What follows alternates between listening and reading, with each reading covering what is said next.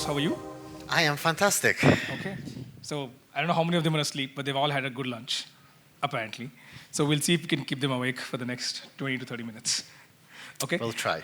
Okay, cool. So what we want to do today is that, as all of you know, Ross writes a fantastic blog called Venture in Security, and he recently wrote a book as well. The way I think about it is that he really looks at the industry at a high level and kind of has gone into different aspects of the cybersecurity industry.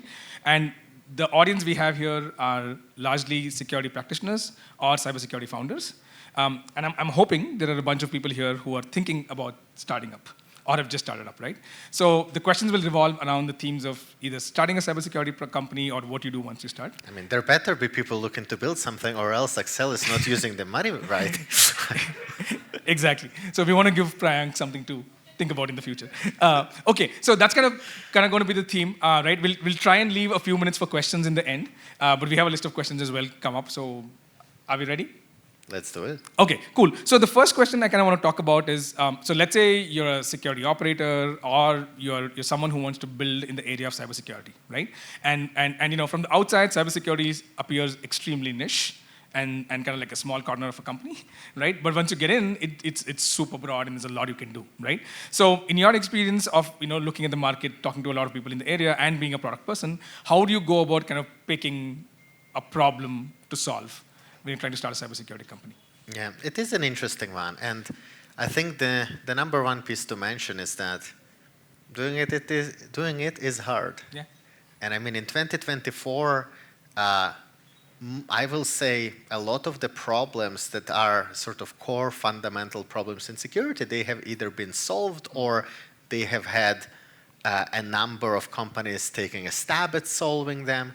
And so when you're going out and when you're looking for new ideas, you have to accept the fact that you're probably not going to be reinventing or inventing something entirely new. You already have a competition.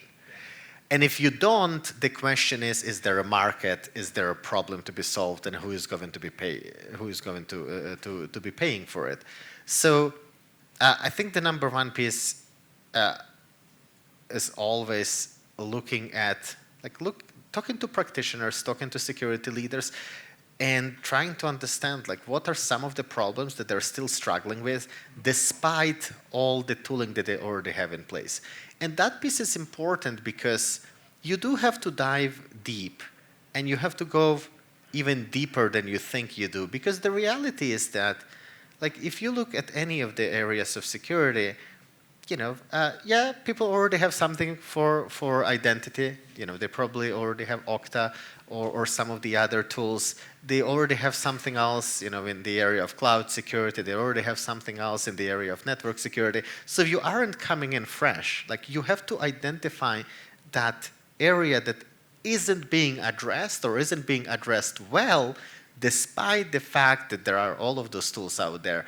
And I think, fundamentally, what I do see is that you have to pick an area and go incredibly deep in that area.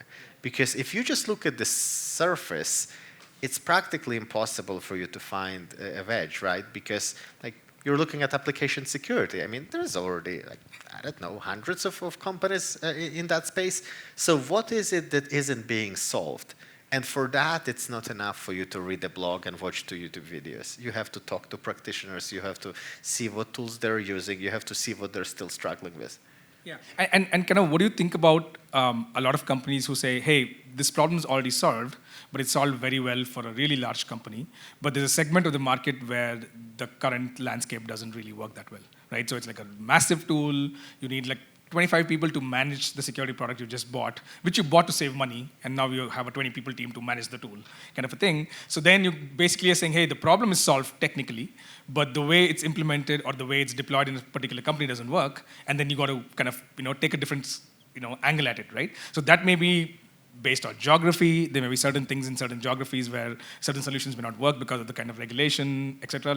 Classic example is GDPR in Europe and things like that. Or it could also be the kind of industries you're in. If you're a software company building medical devices, it's kind of different from like a SaaS company? I mean, it's software, but still there are some nuances which kind of change, right? There may be different, if you look at AppSec, there may be like different SDLCs in place and so on and so forth. So how do you think about areas where the core idea is not really the product itself, but actually the market? Like, is that something which can work, or is there like a limitation in picking such ideas? I mean, frankly, I do think that the majority of the companies in security are precisely that. Like, they're not necessarily technical innovations, right? Because the reality is that if you're thinking of doing something, there's probably somebody else who is doing the same thing.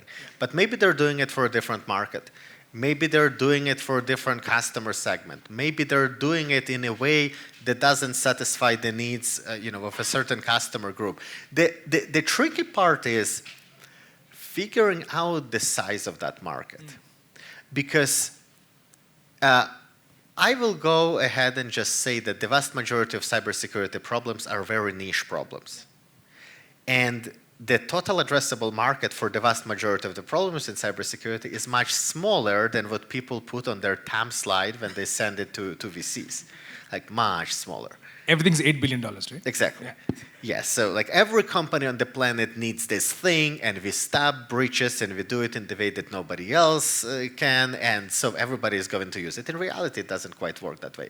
And so I think the smartest that early stage founders can do is to preserve their optionality from day one and learn as much as possible from day one. So what does that mean? Well, first of all, it means really taking the time to understand the problem space, to understand the area they're interested in tackling, to understand who are the existing companies, and don't just dismiss every single competitor saying, yeah, their approach is not right, but actually try to get to the bottom of it, like as to what is it that isn't right? Like, why is what they're doing not going to be working? Like, why do we have the right to exist? Like, why is our angle correct? And then from there, also preserve their optionality as they're starting to build a company. It's all too easy to go out and raise a ton of money from day one. The question is, how big is your market? If your market is truly big, that could be a great decision, right? Because then you have the resources to build a market leader from day one.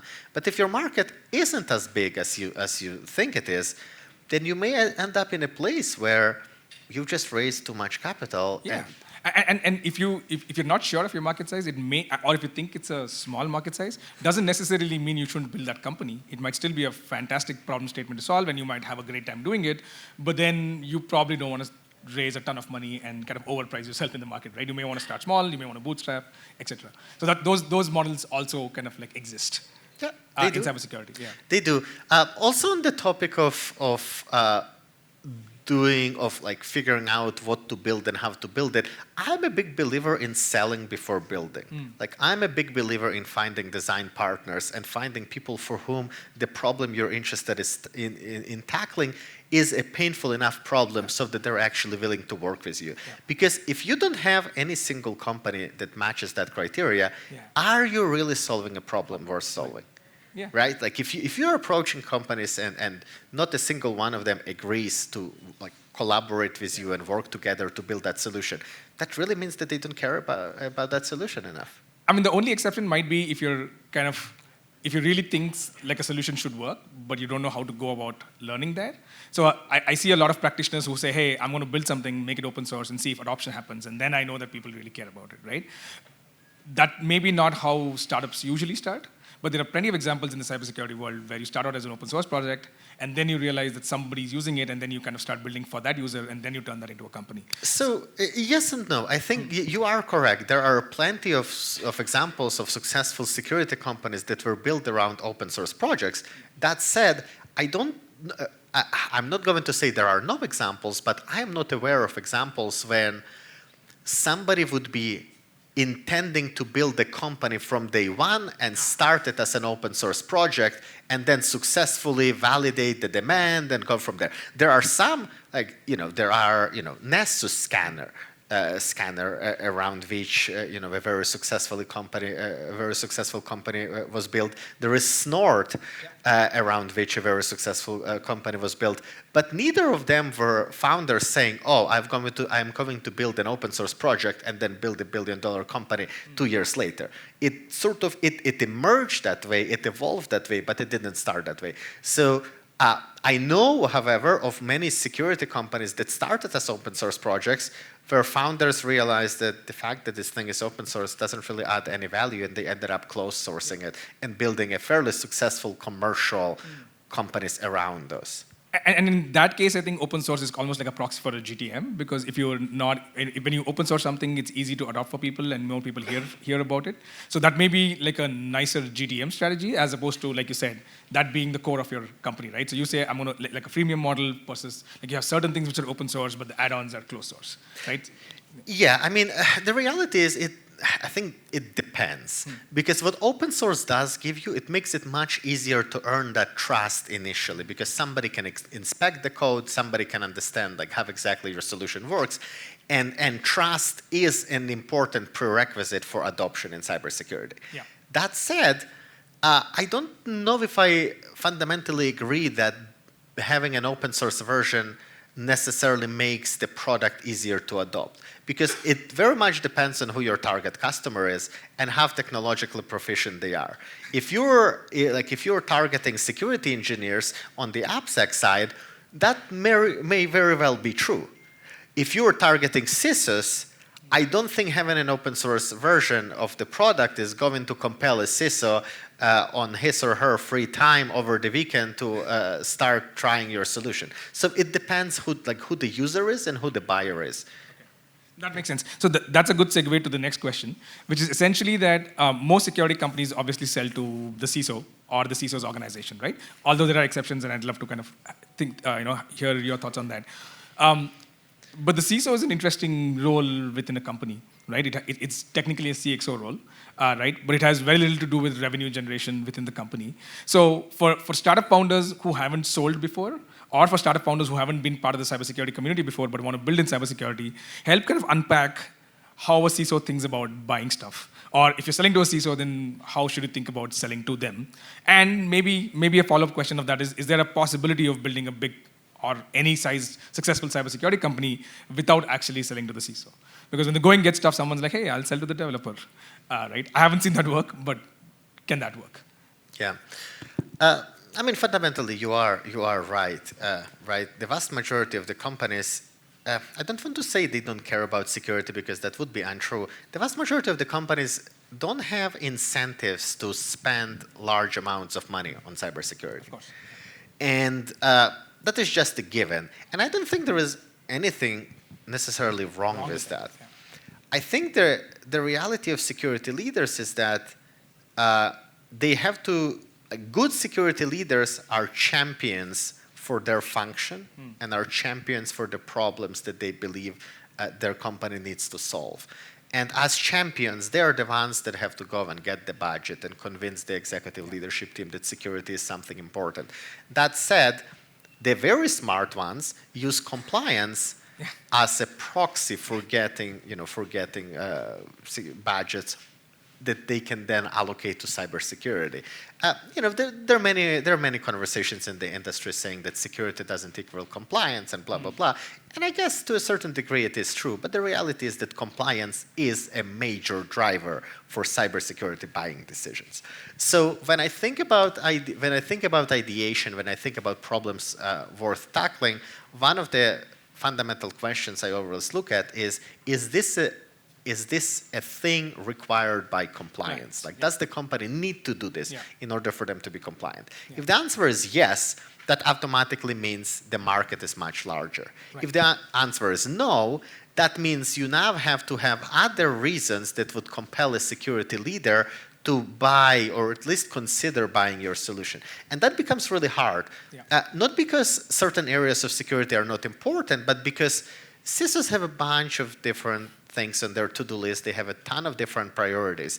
And if the problem you're looking to tackle isn't in the top 5 or top 4 or wherever that is, they're just never going to get to it. Yeah. Because where I see many startups struggle is they go to a security leader and they say, hey, we're doing this thing. And the security leader says, oh, so like we are not, like let's just say, I don't know, cloud security. Yeah. And the CISO says, oh, so yeah, like it's just not in plans for this year. Because another thing to mention is that when you're selling to enterprises, enterprises buy in projects.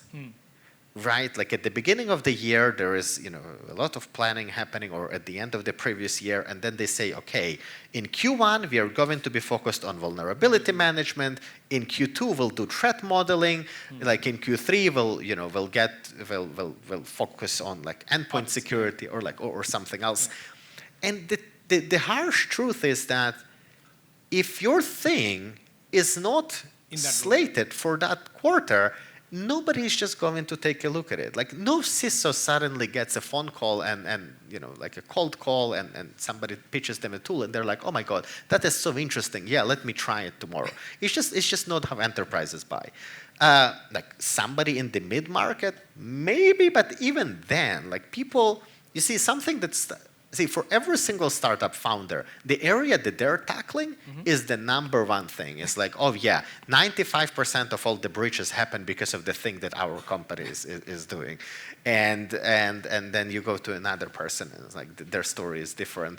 But from the CISO perspective, they have their own priorities. And if you are not on the top of those priorities, you are just not going to get looked at. Yeah, no, I mean, I agree with you, but I think one of the things also is that that's kind of why you need to be like a patient founder, I think sometimes. Like what I've seen is because this, and that's kind of why the sales cycle can be really long. So what you're building might be really important for an enterprise, but it may be Q1 right now and they may care about it only in Q4, right? So if you're not patient and not willing to play the long game, sometimes cybersecurity can be like a bad industry. Right? I kind of feel like, I mean, before I started up, I was a buyer, right? I was a head of security at Razorpay, and there it would so happen that I would see something and I'm like, I really like it.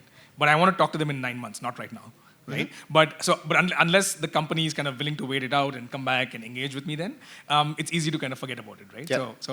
But I'm with you. The other aspect is there a possibility, or have you seen examples of security companies built by not selling to the CISO's team? I know there were companies who are like developer security companies who now are entirely in the CISO's budget now, right? But are there companies where you can sell security to anybody outside of security or compliance? Like, can you build a dev tool for security? I mean, there are definitely examples of that happening. So Auth0 being a very good example, like they sold to software engineers. So they didn't touch CISOs, like that wasn't their buying persona. The way they did it was essentially by building, again, a PLG-like solution where software engineers would discover, the thing they were building and like embed it into their product. And then when the time came to deploy it to production, the company essentially had to pay for Auth0 and so on and so forth. That said, the answer to your question is definitely yes. I think everything is possible. That said, it comes down to the question that we were looking at, we were talking about at the very beginning, like what is the problem you're trying to solve? Who is the buyer? Who is the user? What are their incentives? Like why do they care? And what Auth0 understood incredibly well was that software engineers need to do this like authentication and there is just no expertise on the team. Like right, they don't handle this every day, so they don't. They need some building blocks. And they built those building blocks and they made it incredibly easy for developers to embed them and use them and so on and so forth. That said, I think the security solution that is designed to protect the enterprise against something has to be sold through the security leader. Yeah, so that's interesting you say that, and I think Auth0 is an interesting example because it fits very nicely into the developer workflow. Like because in the end, security teams can have opinions on authentication, but authentication is implemented by the engineering team. Right? Fundamentally, I don't think it's a security tool. Yeah, it's a dev tool. It's a dev tool. Yeah. That just happen to also satisfy the needs and the requirements of the security team. Right. Like API gateway is another really good example, right? I mean, it's a dev thing, but there's a lot of security stuff baked into it. The other reason I think it's sometimes harder to sell these enterprise security, safeguarding the company type products to anybody else is because in the end, a CISO or a security organization is a risk management org, right? But a head of engineering is not necessarily a risk management org. I mean, risk management is one part of it, right? So when you're going to make risk management decisions, and if there is a CISO in the company, there's no way the VP of engineering is going to be the final decision maker. They may have influence. They may say, hey, we love this product. But in the end, the risk manager has to take the decision on risk, right? So I think you're right. So either CISOs are buyers or like deep influencers, and there are very few categories where you can sell outside that persona. Yeah, it is. It is interesting because I know many companies are trying to bypass the need to sell to CISOs, but the question is like how do you do it and how do you do it well? Can you get individual security practitioners from the security team to try out a new solution? You probably can, like if you're solving a compelling problem, and if people in that segment actually spend their free time looking for solutions, because that isn't always the case. Like if you're building a compliance tool, that can happen. The question is, okay, how often do you have compliance people that are so passionate about their jobs that when they go home after work, they're seeking like new compliance solutions? That doesn't happen often. But like I would say it doesn't happen often. I'm sure it does happen in some cases, but it's not a thing. But to quote you to yourself, right? A lot of the compliance companies are essentially sales enablement tools, right? So, and sales folks are very passionate. So if you can reduce sales cycles, then suddenly the sales team kind of becomes your champion, right? So I think there are cases in compliance mostly, but also in security, where while you're selling to the security team, the real impact is elsewhere. Like fraud prevention may not come under CISO sometimes. It may come under the CFO, for instance. Yeah, right? like it typically does. It typically does, right? So in those cases, you still may have, like, you're building a cybersecurity product, but focusing on fraud prevention, then that maybe go elsewhere. But you're right. By and large, it's the 80-20 rule. It's probably most of it is CISO, but if you have a specific use case, then it's probably unique to what you're building. Yeah, I mean, so you see, I think there are many security adjacent solutions that can definitely be sold to other departments. Like, for example, background checks for people, right? It's not a security tool in its core. It is something that you would be selling to like HR. But it is security related in a way, right? Or like fraud prevention. Cyber insurance. Cyber insurance is tricky because in some, like it depends who owns it. In some companies it's going to be security leaders, in others it's going to be legal compliance. Like there is a lot of complexity around there. But yes, all of that is true. Okay, I know we only have 7 more minutes and I have 2 more questions. So one of the things you spoke about in your book, which is like a common paradigm in startups, is your problem a vitamin or a painkiller, right? Right, and the saying goes that painkillers are easier to sell because it kills pain, but whereas vitamins just overall well-being, harder to measure progress very quickly, etc. But do you think? So if you think about Gen AI products, right? If you think about like a Copilot or a chatbot, etc. Like I used to joke that in September 2022, if you went to an enterprise and said, "Hey, do you want to buy an AI-powered chatbot productivity tool?" Every executive would say no, and then they all bought ChatGPT Enterprise, right? Like 6 months later or 12 months later. I mean, a lot of them did buy ChatGPT Plus, right? So do you think the whole vitamin versus painkiller paradigm kind of changes with Gen AI a little bit? Because a lot of Gen AI tools are essentially vitamins because they're copilots, chatbots, helping improve productivity, helping compress workflows. Yeah, so it's a tough one. You see, I feel like there is a certain stance I have to take due to the fact that I'm on the stage and I have to say, yeah, oh my God, of course, yes. No one's listening. But I mean, truthfully, of course. But truthfully, you see, I struggle to picture that a security solution that isn't core to solving a painful problem would get adopted simply because ChatGPT or like LLM or AI more broadly made it easier to build or made it easier to get adopted. You see, I'm sure you will have a different perspective on this, but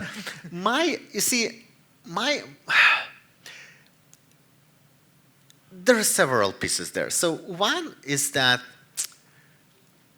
the average contract value, the ACV in cybersecurity, have been going down for quite some time. Correct. So if you are offering some value, now you have not a ton of value with your solution. Now you have to figure out, how do I price this thing? Yeah. So right, if this isn't like a 500K contract, then what is it, like 10K, 15K? Yeah. And if it is, how many of those do you need to even get to 1 million ARR? And how do you build a company? So my take would be, it is true, GenAI does make some new areas of security like much easier to innovate in, but you have to be very intentional about how you build a company around it.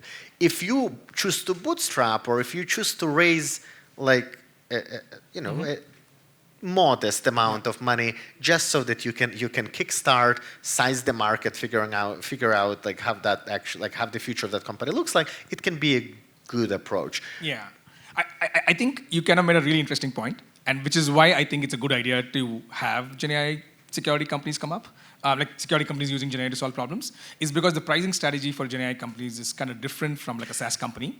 And if you have an incumbent who's a SaaS company, if they bolt on GenAI to the end of it, saying everything's the same, but I'm going to also give you a chatbot, they can't change their pricing model that easily.